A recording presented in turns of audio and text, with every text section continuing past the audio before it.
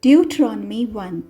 These are the words that Moses spoke to all Israel beyond the Jordan in the wilderness on the plain opposite Suf between Paran and Tophel, Laban, Hazeroth, Dizahab.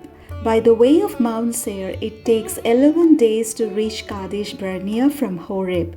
In the 40th year, on the first day of the 11th month, Moses spoke to the Israelites just as the Lord had commanded him to speak to them.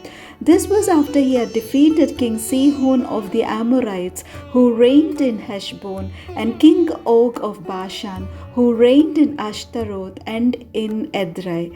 Beyond the Jordan in the land of Moab, Moses undertook to expound this law as follows. The Lord your God spoke to us at Horeb, saying, You have stayed long enough at this mountain. Resume your journey and go into the hill country of the Amorites, as well as into the neighboring regions, the Arabah, the hill country, the Shephelah, the Negev, and the sea coast, the land of the Canaanites and the Lebanon, as far as the great river, the river Euphrates. See, I have set the land before you. Go in and take possession of the land that I swore to your ancestors, to Abraham, to Isaac, and to Jacob, to give to them and to their descendants after them. At the time I said to you, I am unable myself to bear you. The Lord your God has multiplied you, so that today you are as numerous as the stars of heaven. May the Lord, the God of your ancestors, increase you 1,000 times more and bless you as he has promised you. But how can I bear the heavy burden of your disputes all by myself? Choose for each of your tribes individuals who are wise, discerning, and reputable to be your leaders. You answered me, The plan you have proposed is a good one. So I took the leaders of your tribes, wise and reputable individuals, and installed them as leaders over you. Commanders of thousands, commanders of hundreds, commanders of fifties, commanders of tens, and officials throughout your tribes. I charged your judges at that time. Give the members of your community a fair hearing and judge rightly between one person and another, whether citizen or resident alien. You must not be partial in judging. Hear out the small and the great alike. You shall not be intimidated by anyone, for the judgment is God's. Any case that is too hard for you, bring to me, and I will hear it. So I charged you at that time with all the things that you should do. Then, just as the Lord our God has ordered us, we set out from Horeb and went through all that great and terrible wilderness that you saw on the way to the hill country of the Amorites until we reached Kadesh Barnea. I said to you, You have reached the hill country of the Amorites, which the Lord our God is giving us. See, the Lord your God has given the land to you. Go up, take possession as the Lord, the God of your ancestors, has promised you. Do not fear or be dismayed. All of you came to me and said, Let us send men ahead of us to explore the land for us and bring back a report to us regarding the route by which we should go up and the cities we will come to. The plan seemed good to me, and I selected 12 of you, one from each tribe. They set out and went up into the hill country, and when they reached the valley of Eshcol, they spied it out and gathered some of the land's produce, which they brought down to us. They brought back a report to us and said, It is a good land that the Lord our God is giving us. But you were unwilling to go up. You rebelled against the command of the Lord your God. You grumbled in your tents and said, It is because the Lord hates us that he has brought us out of the land of Egypt to hand us over to the Amorites to destroy us. Where are we headed? Our kindred have made our hearts melt by reporting. The people are stronger and taller than we. The cities are large and fortified up to heaven. We actually saw there the offspring of the Anakim. I said to you, Have no dread or fear of them. The Lord your God who goes before you is the one who will fight for you, just as he did for you in Egypt before your very eyes. And in the wilderness where you saw how the Lord your God carried you, just as one carries a child, all the way that you traveled until you reached this place. But in spite of this, you have no trust in the Lord your God, who goes before you on the way to seek out a place for you to camp, in fire by night and in the cloud by day, to show you the route you should take. When the Lord heard your words, he was wrathful and sore. Not one of this evil generation shall see the good land that I swore to give to your ancestors, except Caleb son of Jephunneh. He shall see it, and to him and to his descendants I will give the land on which he set foot, because of his complete fidelity to the Lord. Even with me the Lord was angry on your account, saying, You also shall not enter there. Joshua son of Nun, your assistant, shall enter there. Encourage him, for he is the one who will secure Israel's possession of it. And as for your little ones, who you thought would become booty, your children who today do not yet know right from wrong, they shall enter there. To them I will give it, and they shall take possession of it. But as for you, journey back into the wilderness in the direction of the Red Sea.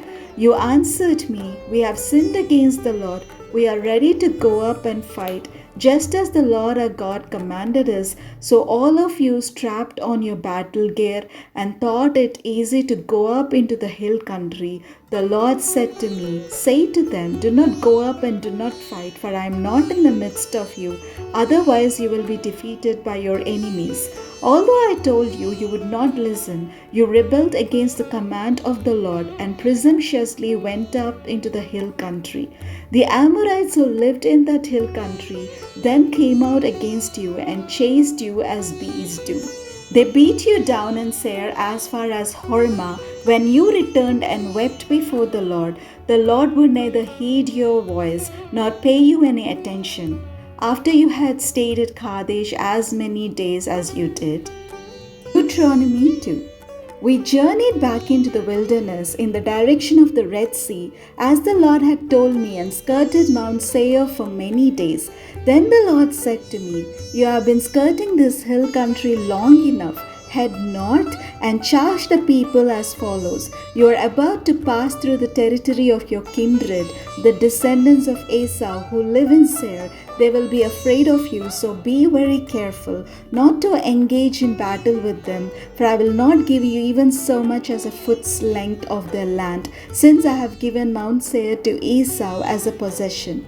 You shall purchase food from them for money, so that you may eat, and you shall also buy water from them for money, so that you may drink. Surely the Lord your God has blessed you in all your undertakings. He knows you are going through this great wilderness. These 40 years the Lord your God has been with you. You have lacked nothing. So we passed by our kin, the descendants of Esau, who live in Seir, leaving behind the root of the Arabah, and leaving behind Elat and Ezion Geber. When we had headed out along the route of the wilderness of Moab, the Lord said to me, Do not harass Moab or engage them in battle, for I will not give you any of its land as a possession, since I have given Ar as a possession to the descendants of Lot.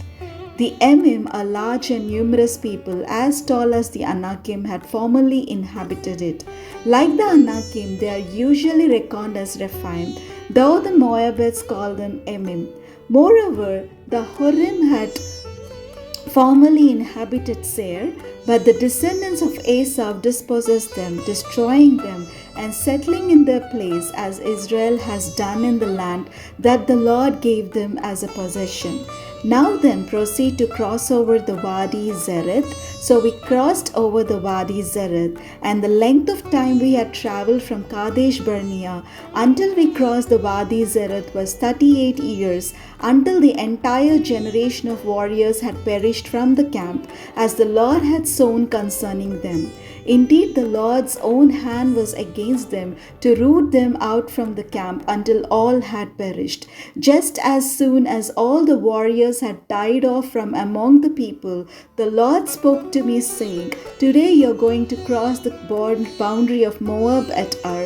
When you approach the frontier of the Ammonites, do not harass them or engage them in battle, for I will not give the land of the Ammonites to you as a possession, because I have given it to the descendants of Lot.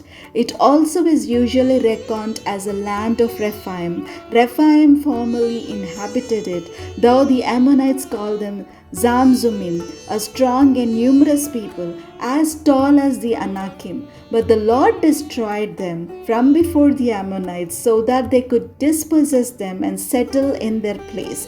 He did the same for the descendants of Esau, who live in Seir, by destroying the Horim before them, so that they could dispossess them and settle in their place even to this day. As for the Avim, who had lived in settlements in the vicinity of Gaza, the Caphtorim, who came from Caphtor, destroyed them and settled in their place. Proceed on your journey and cross the Wadi Arnon. See, I have handed over to you King Sihon the Amorite of Heshbon and his land. Begin to take possession by engaging him in battle. This day I will begin to put the dread and fear of you upon the peoples everywhere under heaven. When they hear report of you, they will tremble and be in anguish because of you.